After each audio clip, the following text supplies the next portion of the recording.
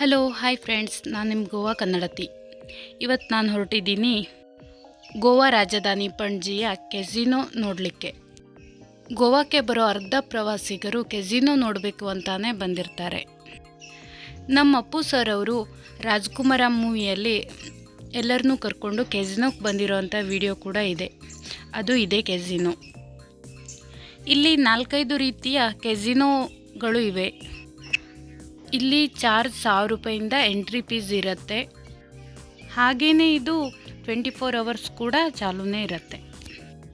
ಹಾಗೆಯೇ 1000 ರೂಪಾಯಿ ಟಿಕೆಟ್ ತಗೊಂಡು ಹೋದರೆ ಏನೆಲ್ಲ ಫ್ರೀ ಇರುತ್ತೆ ಅಂದರೆ, ಅಲ್ಲಿ ಎಷ್ಟು ಬೇಕಾದರೂ ನಾವು ಊಟವನ್ನು ಮಾಡ್ಬೋದು.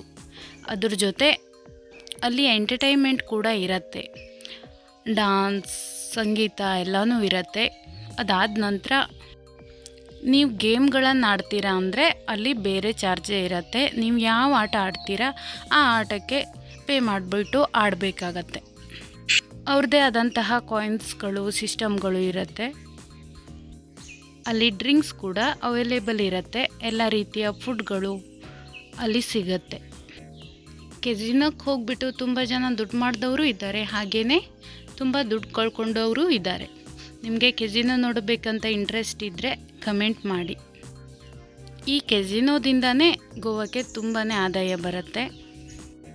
ಹಾಗೆಯೇ ಇಲ್ಲಿ ಯಾವುದೇ ರೀತಿಯ ತೊಂದರೆಗಳು ಇರಲ್ಲ. ನೀವು ಆರಾಮಾಗಿ ಹೋಗಿಬಿಟ್ಟು ಎಂಜಾಯ್ ಮಾಡಿಕೊಂಡು ಗೇಮ್ಗಳನ್ನು ಆಡಿಕೊಂಡು ಊಟ ಎಲ್ಲ ಮಾಡಿಕೊಂಡು ಬರ್ಬೋದು.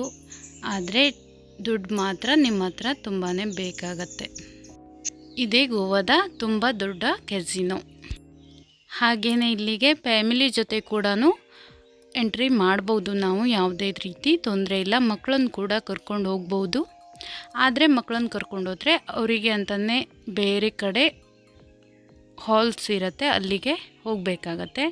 ಅಲ್ಲಿ ಮಕ್ಕಳಿಗೆ ಬೇಕಾದಂಥ ಆಟಗಳು ಎಲ್ಲನೂ ಬೇರೆ ಥರ ಸಿಸ್ಟಮ್ಗಳು ಇವೆ. ಇದು ಒಂಥರ ಗೋವಾದ ಮಾಯಲೋಕ ಥರ ಅನಿಸುತ್ತೆ. ಸಮುದ್ರದ ಮಧ್ಯೆ ಬೋಟಲ್ಲಿ ಟೈಮ್ ಪಾಸ್ ಮಾಡೋದು ತುಂಬ ಚೆನ್ನಾಗಿರುತ್ತೆ. ನಾನು ಹೊರಗಡೆಯಿಂದ ಮಾತ್ರ ವಿಡಿಯೋವನ್ನು ಮಾಡಿ ಅಪ್ಲೋಡ್ ಮಾಡಿದ್ದೀನಿ.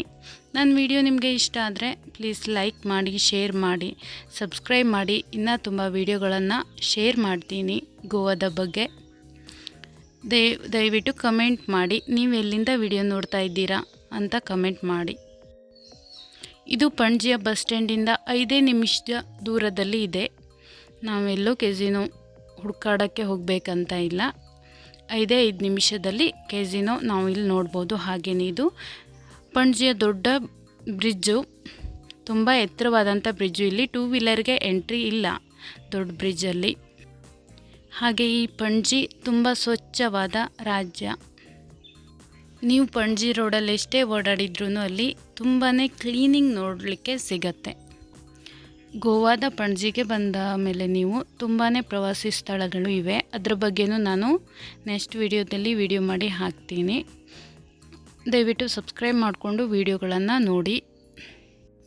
ಆದರೆ ಗೋವಾದಲ್ಲಿ ಪ್ರತಿಯೊಂದು ವಸ್ತುಗಳ ಬೆಲೆಯೂ ಕೂಡ ತುಂಬಾ ಜಾಸ್ತಿಯಾಗಿ ಇರುತ್ತೆ.